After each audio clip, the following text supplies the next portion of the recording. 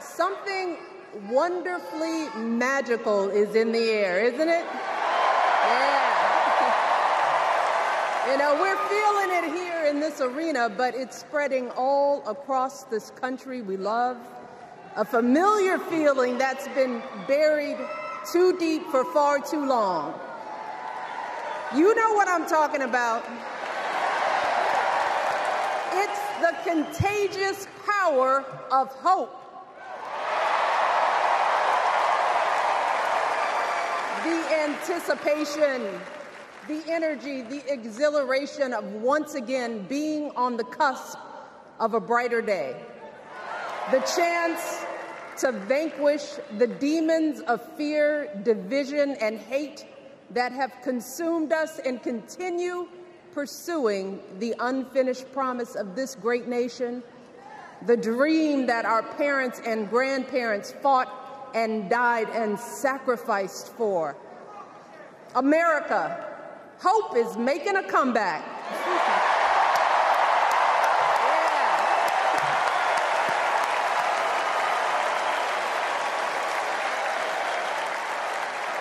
But to be honest, I am realizing that until recently, I have mourned the dimming of that hope. And maybe you've experienced the same feelings, that deep pit in my stomach, a palpable sense of dread about the future. And for me, that mourning has also been mixed with my own personal grief. The last time I was here in my hometown was to memorialize my mother, the woman who showed me the meaning of hard work and humility and decency, the woman who set my moral compass high and showed me the power of my own voice. Folks,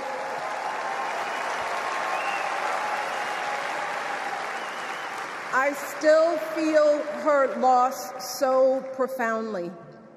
I wasn't even sure if I'd be steady enough to stand before you tonight, but my heart compelled me to be here because of the sense of duty that I feel to honor her memory and to remind us all not to squander the sacrifices our elders made to give us a better future.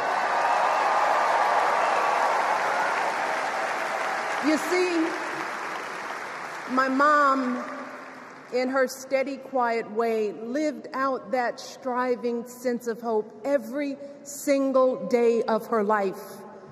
She believed that all children, all people have value, that anyone can succeed if given the opportunity.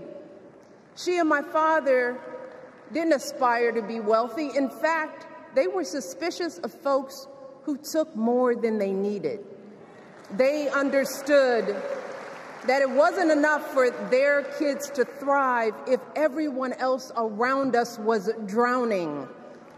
So my mother volunteered at the local school. She always looked out for the other kids on the block. She was glad to do the thankless, unglamorous work that for generations has strengthened the fabric of this nation. The belief that if you do unto others, if you love thy neighbor, if you work and scrape and sacrifice, it will pay off. If not for you, then maybe for your children or your grandchildren.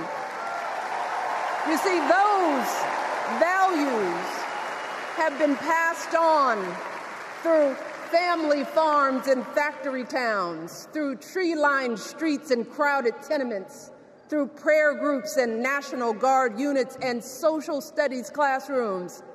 Those were the values my mother poured into me until her very last breath.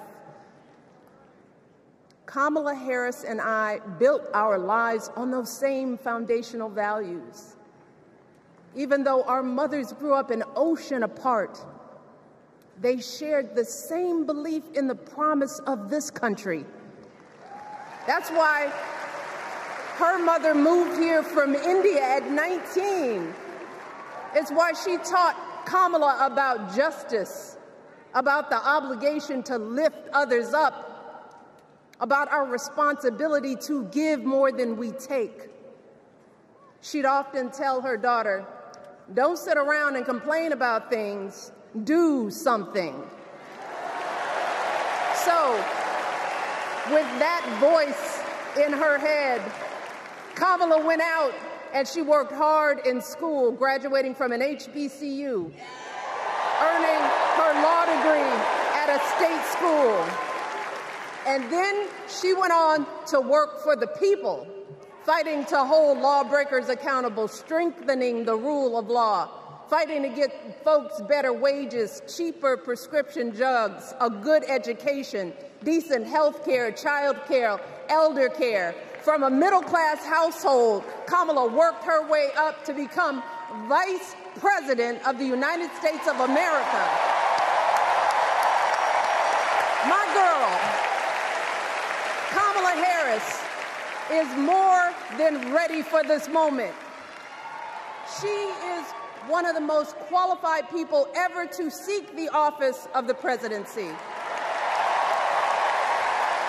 And she is one of the most dignified. A tribute to her mother, to my mother, and to your mother too. The embodiment of the stories we tell ourselves about this country.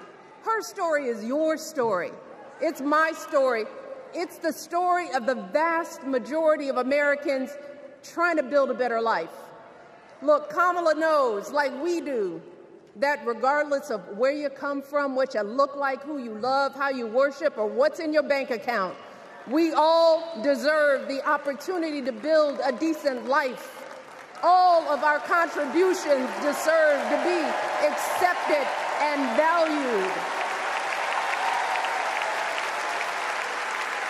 Because no one has a monopoly on what it means to be an American. No one.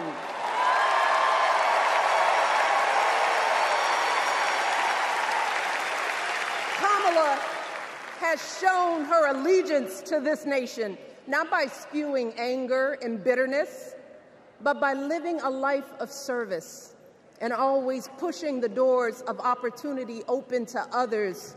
She understands that most of us will never be afforded the grace of failing forward. We will never benefit from the affirmative action of generational wealth.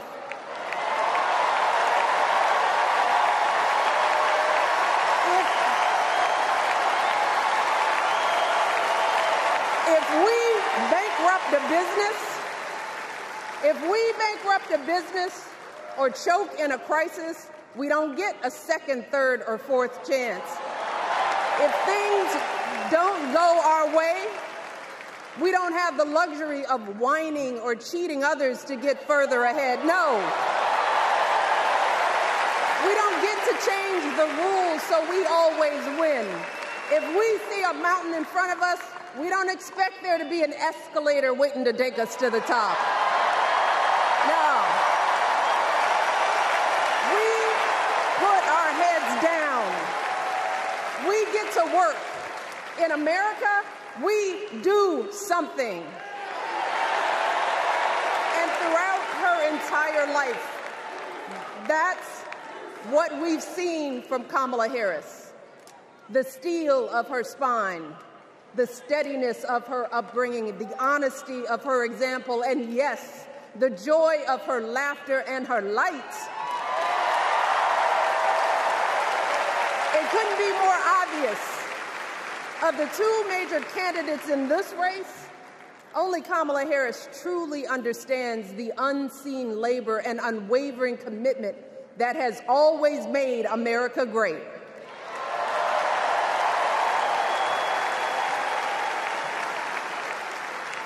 Now, unfortunately, we know what comes next. We know folks are going to do everything they can to distort her truth. My husband and I sadly know a little something about this. For years, Donald Trump did everything in his power to try to make people fear us. See, his limited, narrow view of the world made him feel threatened by the existence of two hard-working, highly educated, successful people who happen to be black.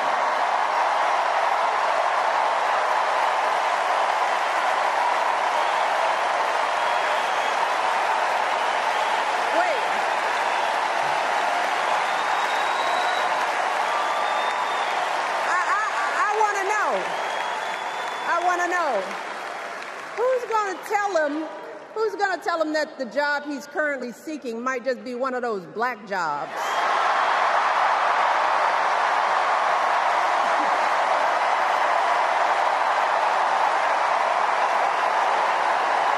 Look, it's his same old con. His same old con. Doubling down on ugly, misogynistic, racist lies as a substitute for real ideas and solutions that will actually make people's lives better. Look, because cutting our health care, taking away our freedom to control our bodies, the freedom to become a mother through IVF like I did, those things are not going to improve the health outcomes of our wives, mothers, and daughters. Shutting down the Department of Education, banning our books, none of that will prepare our kids for the future. Demonizing our children for being who they are and loving who they love, look, that doesn't make anybody's life better.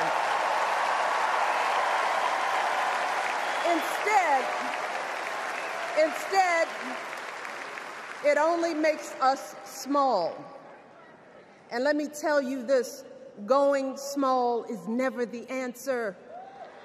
Going small is the opposite of what we teach our kids.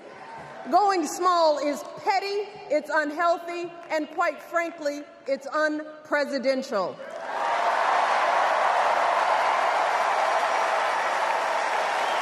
So, why would any of us accept this from anyone seeking our highest office? Why would we normalize that type of backward leadership? Doing so only demeans and cheapens our politics. It only serves to further discourage good, big-hearted people from wanting to get involved at all. America, our parents taught us better than that, and we deserve so much better than that. That's why we must do everything in our power to elect two of those good, big-hearted people. There is no other choice than Kamala Harris and Tim Walz. No other choice.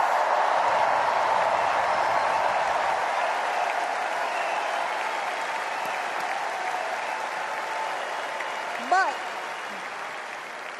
as we embrace this renewed sense of hope, let us not forget the despair we have felt. Let us not forget what we are up against. Yes, Kamala and Tim are doing great now.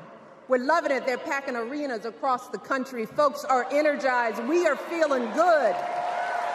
But remember, there are still so many people who are desperate for a different outcome, who are ready to question and criticize every move Kamala makes, who are eager to spread those lies, who don't want to vote for a woman, who will continue to prioritize building their wealth over ensuring that everyone has enough. So no matter how good we feel tonight or tomorrow or the next day, this is going to be an uphill battle. So folks, we cannot be our own worst enemies. No. See, because the minute something goes wrong, the minute a lie takes hold, folks, we cannot start wringing our hands. We cannot get a Goldilocks complex about whether everything is just right.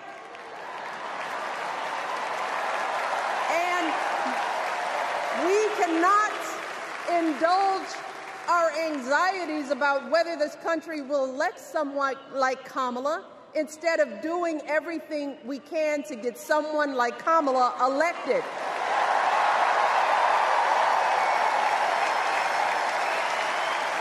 Kamala and Tim, they have lived amazing lives, and I am confident that they will lead with compassion, inclusion, and grace.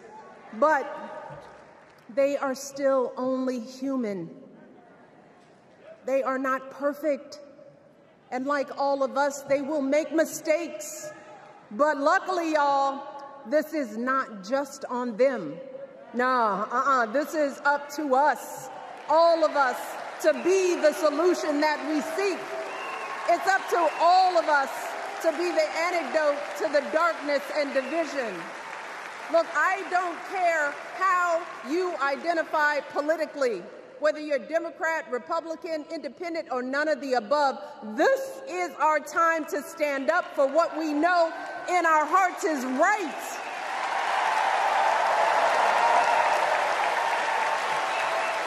To stand up, not just for our basic freedoms, but for decency and humanity, for basic respect, dignity, and empathy, for the values at the very foundation of this democracy. It's up to us to remember what Kamala's mother told her. Don't just sit around and complain, do something. So if they lie about her, and they will, we've got to do something. If we see a bad poll, and we will, we got to put down that phone and do something. If we start feeling tired, if we start feeling that dread creeping back in, we got to pick ourselves up, throw water on our face, and what? We only have 2.5 months, y'all, to get this done. Only 11 weeks to make sure every single person we know is registered and has a voting plan. So we cannot afford for anyone America to sit on their hands and wait to be called. Don't complain if no one from the campaign has specifically reached out to you to ask you for your support. There is simply no time for that kind of foolishness. You know what you need to do. So, consider this to be your official ask. Michelle Obama is asking you, no, I'm telling y'all to do something.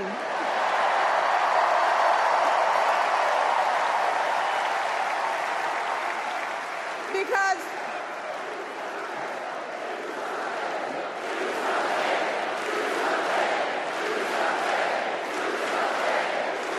you all, this election is going to be close. In some states, just a handful, listen to me, a handful of votes in every precinct could decide the winner. So we need to vote in numbers that erase any doubt. We need to overwhelm any effort to suppress us. Our fate is in our hands. In 77 days, we have the power to turn our country away from the fear, division, and smallness of the past. We have the power to marry our hope with our action. We have the power to pay forward the love, sweat, and sacrifice of our mothers and fathers and all those who came before us. We did it before, y'all, and we sure can do it again. Let us work like our lives depend on it. And let us keep moving our country forward and go higher, yes, always higher than we've ever gone before as we elect the next President and Vice President of the United States, Kamala Harris and Tim Walz. Thank you all. God bless.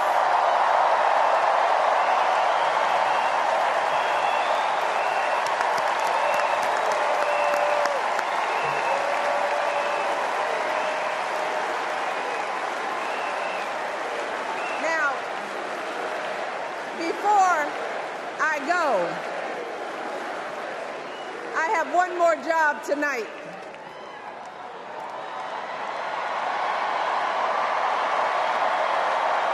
Yeah, one more job. You all, thank you for all the love, but it is now my honor to introduce somebody who knows a whole lot about hope.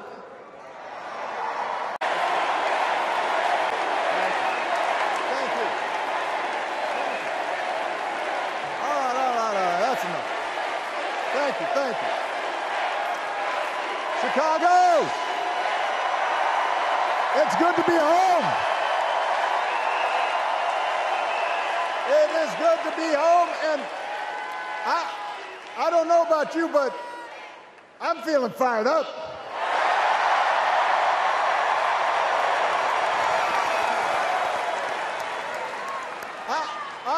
I am feeling ready to go.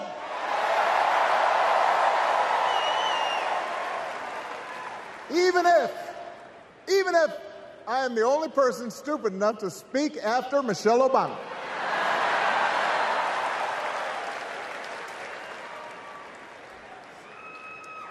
I am feeling hopeful because this convention has always been pretty good to kids with funny names who believe in a country where anything is possible. Because we have a chance to elect someone who has spent her entire life trying to give people the same chances America gave her. Someone who sees you and hears you and will get up every single day and fight for you. The next president of the United States of America, Kamala Harris.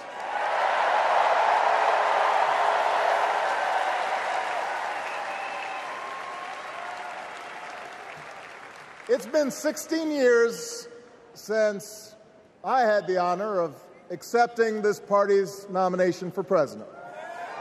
And I know that's hard to believe because I have not aged a bit. But it's true. And looking back, I can say without question that my first big decision as your nominee turned out to be one of my best. And that was asking Joe Biden by my side as vice president.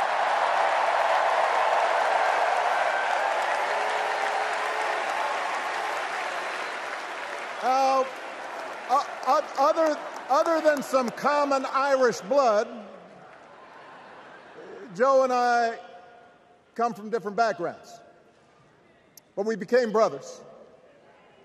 And as we worked together for 8, sometimes pretty tough years, what I came to admire most about Joe wasn't just his smarts, his experience.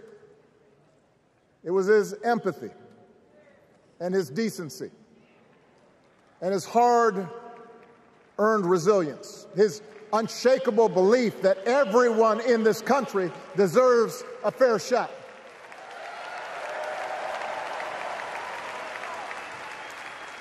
And over the last 4 years, those are the values America has needed most.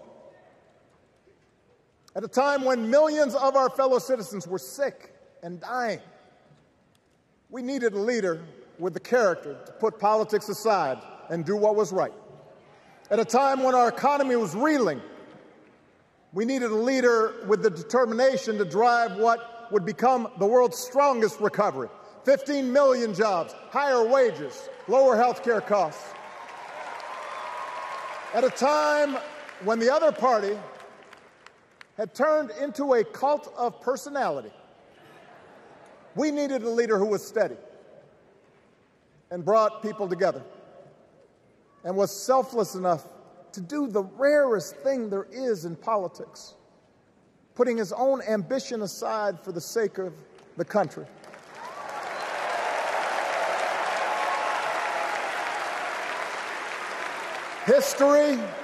will remember Joe Biden as an outstanding president who defended democracy at a moment of great danger.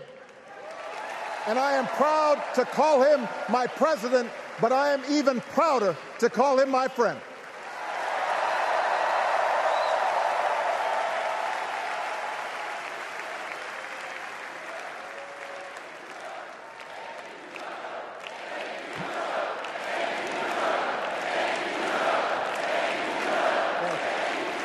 Now, the torch has been passed. Now it is up to all of us to fight for the America we believe in. And make no mistake, it will be a fight. For all the incredible energy we've been able to generate over the last few weeks, for all the rallies and the memes,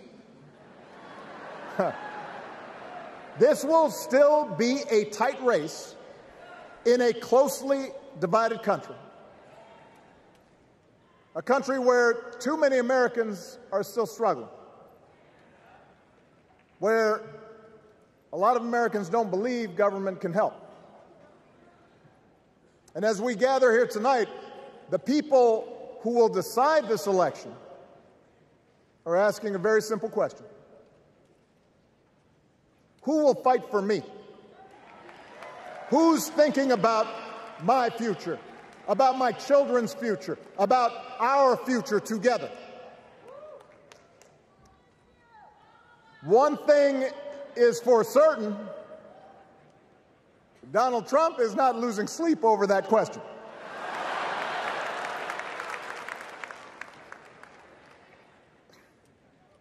Here's a 78-year-old billionaire who has not stopped whining about his problems since he rode down his golden escalator 9 years ago. It has been a constant stream of gripes and grievances that's actually been getting worse now that he's afraid of losing to Kamala. There's the childish nicknames, the crazy conspiracy theories, this weird obsession with crowd sizes.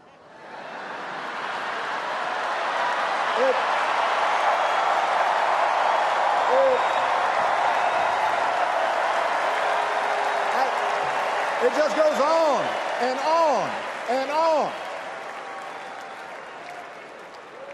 The other day I heard someone compare Trump to the neighbor who keeps running his leaf blower outside your window every minute of every day.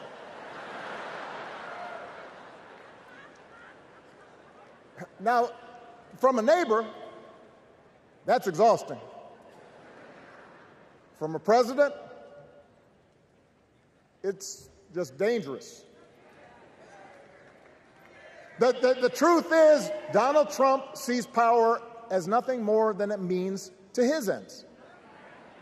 He wants the middle class to pay the price for another huge tax cut that would mostly help him and his rich friends. He killed a bipartisan immigration deal written in part by one of the most conservative Republicans in Congress that would have helped secure our southern border because he thought trying to actually solve the problem would hurt his campaign. He doesn't. Do not boo. Vote.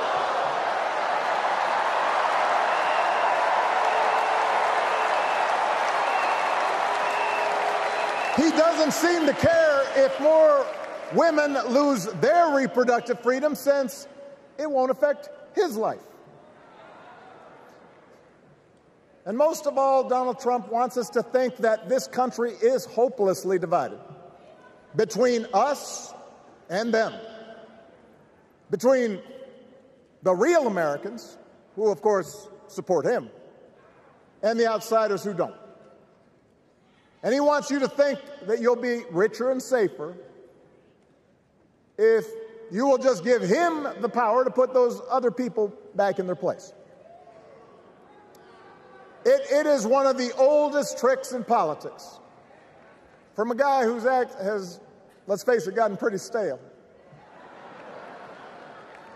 We do not need 4 more years of bluster and bumbling and chaos. We have seen that movie before, and we all know that the sequel is usually worse.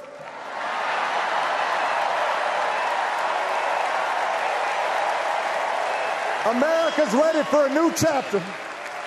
America's ready for a better story. We are ready for a President Kamala Harris.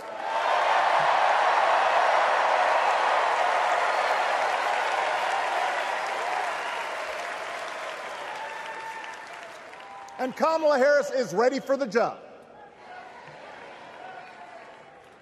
This is a person who has spent her life fighting on behalf of people who need a voice and a champion. As you heard from Michelle, Kamala was not born into privilege. She had to work for what she's got. And she actually cares about what other people are going through. She's not the neighbor running the leaf blower. She's the neighbor rushing over to help when you need a hand. As a prosecutor, Kamala stood up for children who had been victims of sexual abuse. As an attorney general of the most populous state in the country, she fought big banks and for-profit colleges, securing billions of dollars for the people they had scammed. After the home mortgage crisis, she pushed me and my administration hard to make sure homeowners got a fair settlement. Didn't matter that I was a Democrat. Didn't matter that she had knocked on doors for my campaign in Iowa. She was going to fight to get as much relief as possible for the families who deserved it.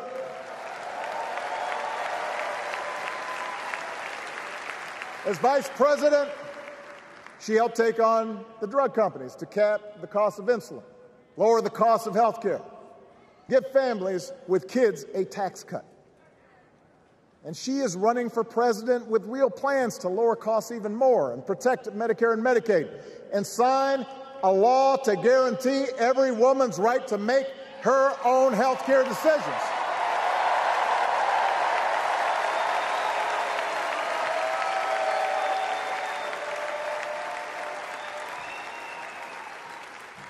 In other words, Kamala Harris won't be focused on her problems. She'll be focused on yours. As president, she won't just cater to her own supporters and punish those who refuse to kiss the ring or bend the knee. She'll work on behalf of every American. That's who Kamala is. And in the White House, she will have an outstanding partner in Governor Tim Walz.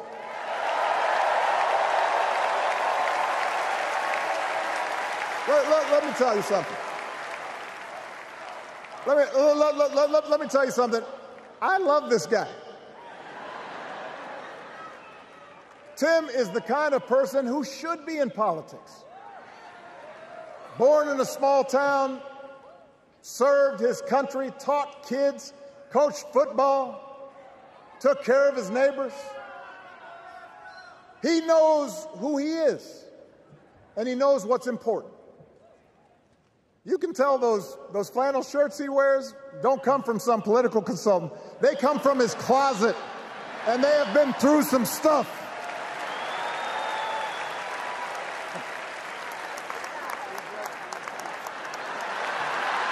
They have been through some stuff. That's right.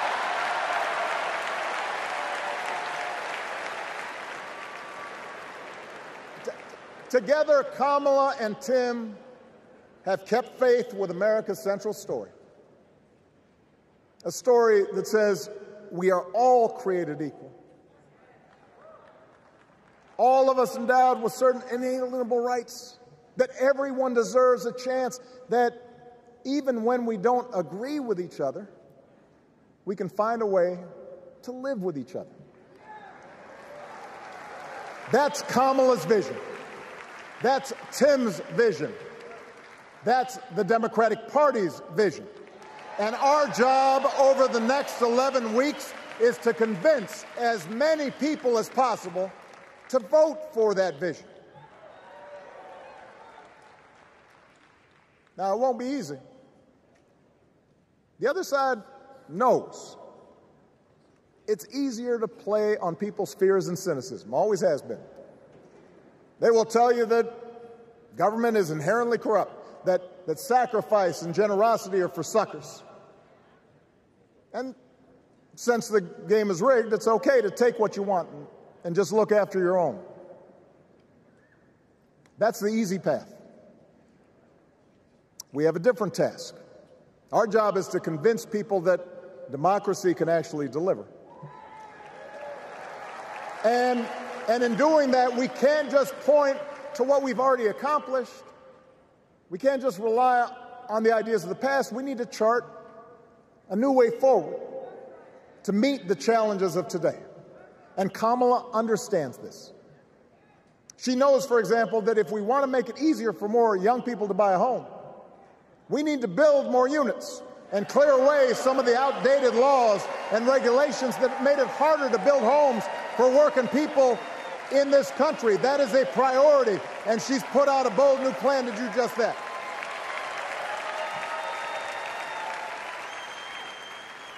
On health care, we should all be proud of the enormous progress that we've made through the Affordable Care Act,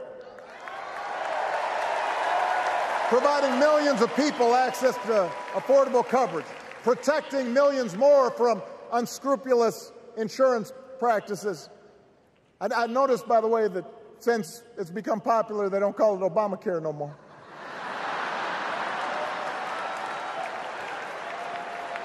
But Kamala knows we can't stop there, which is why she'll keep working to limit out-of-pocket costs. Kamala knows that if we want to help people get ahead, we need to put a college degree within reach of more Americans. But she also knows college shouldn't be the only ticket to the middle class. We need to follow the lead of governors like Tim Walz, who said, if you've got the skills and the drive, you shouldn't need a degree to work for state government. And in this new economy, we need a president who actually cares about the millions of people all across this country who wake up every single day to do the essential, often thankless work, to care for our sick, to clean our streets, to deliver our packages. We need a president who will stand up for their right to bargain for better wages and working conditions.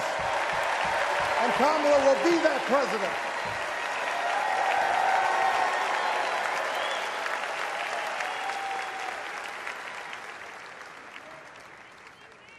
Yes, she can.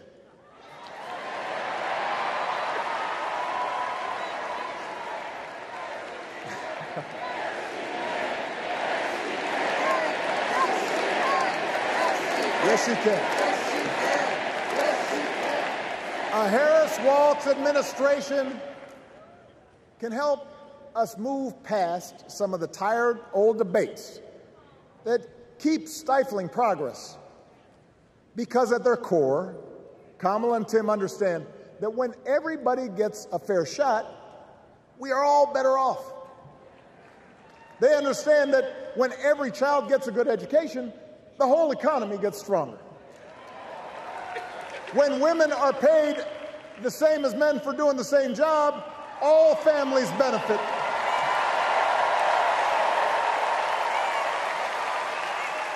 They understand that we can secure our borders without tearing kids away from their parents, just like we can keep our streets safe while also building trust between law enforcement and the communities they serve and eliminating bias. That will make it better for everybody.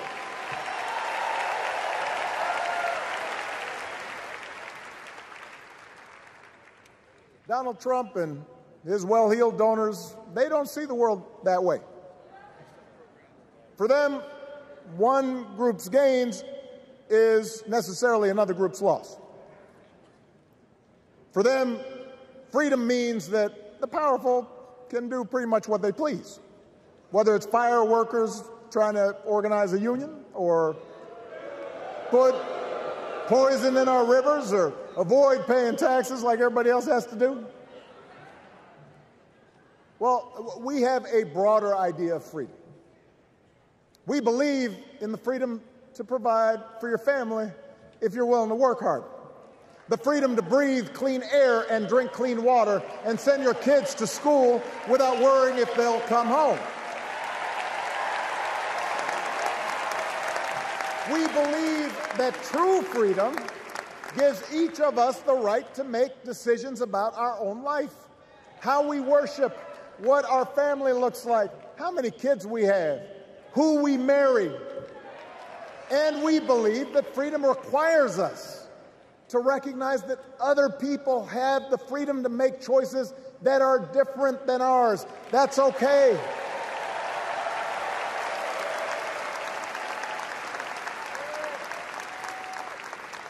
That's the America Kamala Harris and Tim Walz believe in.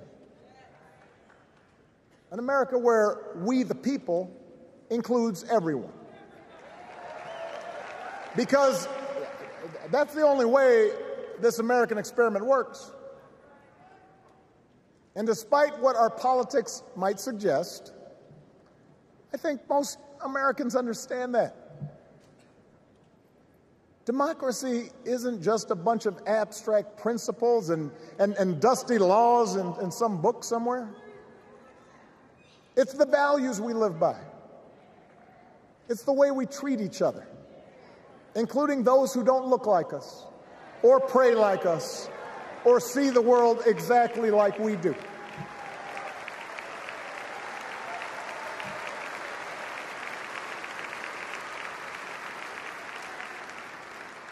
That sense of mutual respect has to be part of our message. Our politics have become so polarized these days that all of us across the political spectrum seem so quick to assume the worst in others, unless they agree with us on every single issue. We start thinking that the only way to win is to scold and shame and out-yell the other side. And after a while, regular folks just tune out, or they don't bother to vote. Now, that approach may work for the politicians who just want attention and thrive on division, but it won't work for us. To make progress on the things we care about, the things that really affect people's lives, we need to remember that we've all got our blind spots and contradictions and prejudices, and that if we want to win over those who aren't yet ready to support our candidates, we need to listen to their concerns and maybe learn something in the process. After all, if a parent or grandparent occasionally says something that makes us cringe, we don't automatically assume they're bad people. We recognize that the world is moving fast, that they need time and maybe a little encouragement to catch up. Our fellow citizens deserve the same grace we hope they'll extend to us.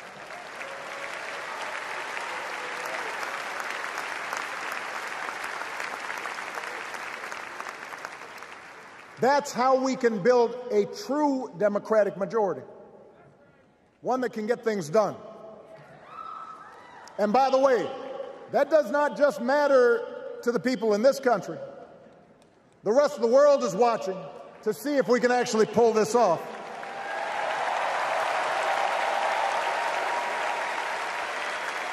No nation, no society has ever tried to build a democracy as big and as diverse as ours before. One that includes people that over decades have come from every corner of the globe. One where our allegiances and our community are defined not by race or blood, but by a common creed. And that's why when we uphold our values, the world's a little brighter. When we don't, the world's a little dimmer, and dictators and autocrats feel emboldened, and over time we become less safe. We shouldn't be the world's policemen, and we can't eradicate every cruelty and injustice in the world. But America can be and must be a force for good, discouraging conflict, fighting disease, promoting human rights, protecting the planet from climate change, defending freedom, brokering peace. That's what Kamala Harris believes, and so do most Americans.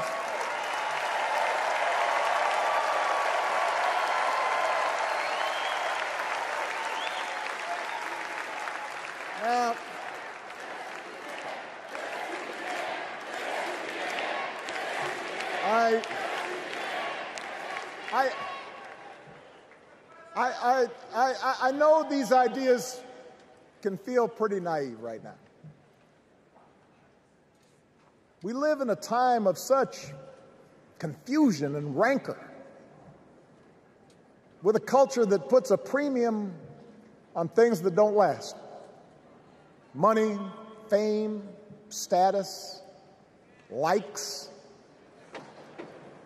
We chase the approval of strangers on our phones. We build all manner of walls and fences around ourselves, and then we wonder why we feel so alone. We don't trust each other as much because we don't take the time to know each other. And in that space between us, politicians and algorithms teach us to caricature each other and troll each other and fear each other. But here's the good news, Chicago. All across America, in big cities and small towns, away from all the noise, the ties that bind us together are still there. We still coach Little League and look out for our elderly neighbors.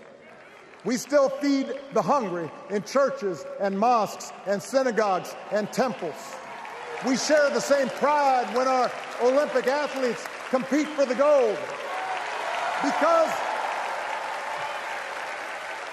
the vast majority of us do not want to live in a country that's bitter and divided.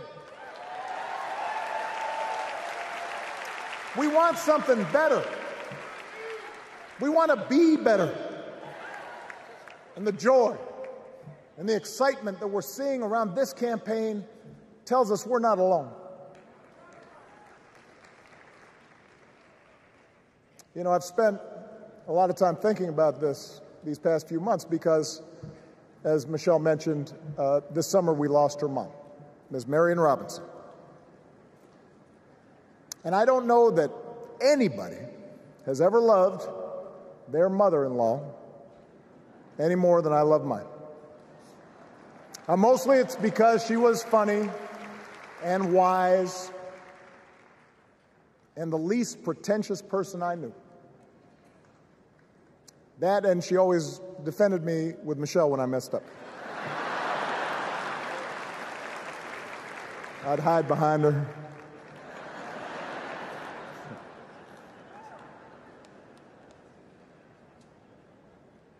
But I also think one of the reasons Mary and I became so close was she reminded me of my grandmother, the woman who helped raise me as a child. And on the surface, the two of them did not have a lot in common. One was a black woman from right here, south side of Chicago, right down the way. Went to Englewood High School. The other was a little old white lady born in a tiny town called Peru, Kansas. Now, I know there aren't that many people from Peru. And yet they shared a basic outlook on life. They were strong, smart, resourceful women, full of common sense, who, regardless of the barriers they encountered, and women growing up in the 40s and 50s and 60s, they encountered barriers, They still went about their business without fuss or complaint and provided an unshakable foundation of love for their children and their grandchildren. In that sense, they both represented an entire generation of working people who, through war and depression, discrimination and limited opportunity, helped build this country. A lot of them toiled every day at jobs that were often too small for them and didn't pay a lot.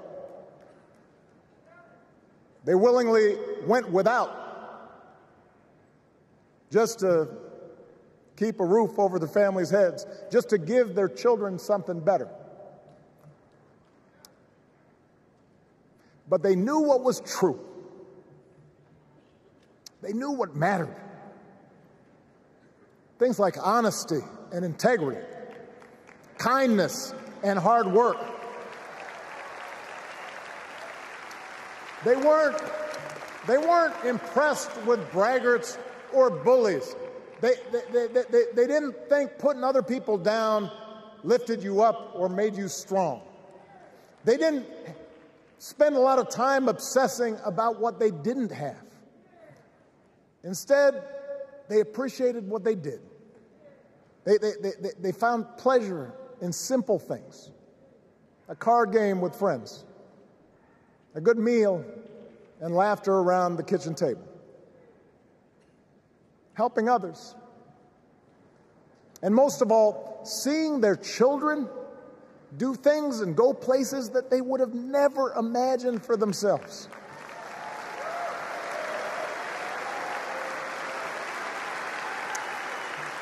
Whether you are a Democrat or a Republican or somewhere in between, we have all had people like that in our lives. People like Kamala's parents, who crossed oceans because they believed in the promise of America. People like Tim's parents, who taught him about the importance of service. Good, hard-working people who weren't famous or powerful, but who managed in countless ways to lead this country just a little bit better than they found it.